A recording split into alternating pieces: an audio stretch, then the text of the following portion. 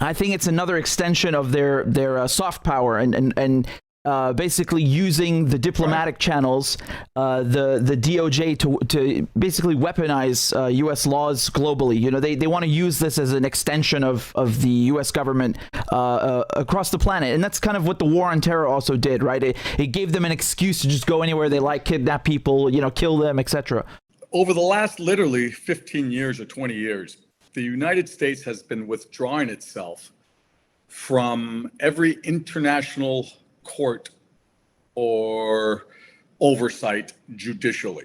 And I'm talking about from Papa Bush all the way right to the Obama administration, Trump, all these guys. I don't know if you've been seeing that, all these international agreements, and the United States has been withdrawing itself from.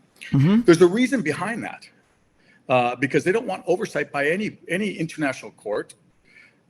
They want absolutely full power on how they make their decisions. There's only one thing that the United States demands on international agreements that every country has with it. You know what that is? Extradition treaties. Bingo. They want to make sure every country has an extradition treaty with the United States. And there's reason behind that. Because that empowers their internal laws, that means US laws, to be able to snatch somebody up without having to go through an international court. And that's very dangerous. That's very dangerous. Yep. Because what happens, then other countries say, wait a minute here. If the United States is doing this, we're going to do it. And that's what creates this lawlessness. Yeah, absolutely. I want to be a little bit added.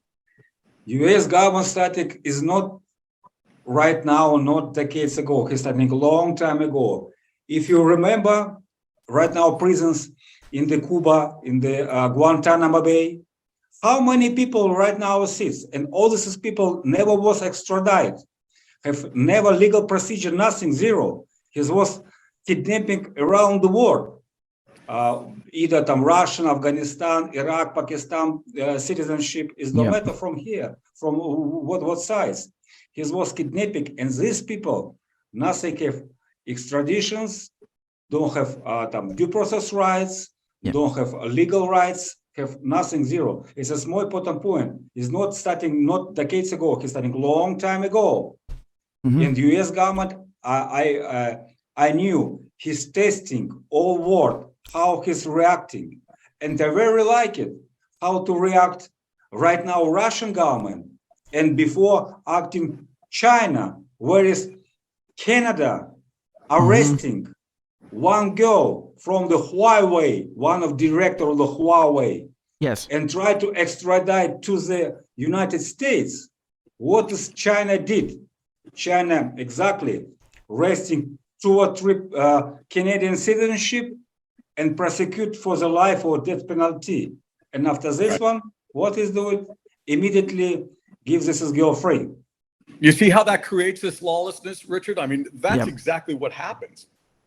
The Chinese aren't going to lay back and say, okay, convict one of ours and give her a life sentence. No, they're going to do the same shit back to the U.S. judiciary or back to a U.S. citizen. That's what happens when you allow one side to do it outside the rules of international law. And then the other side says, okay, well, we're going to play the same game.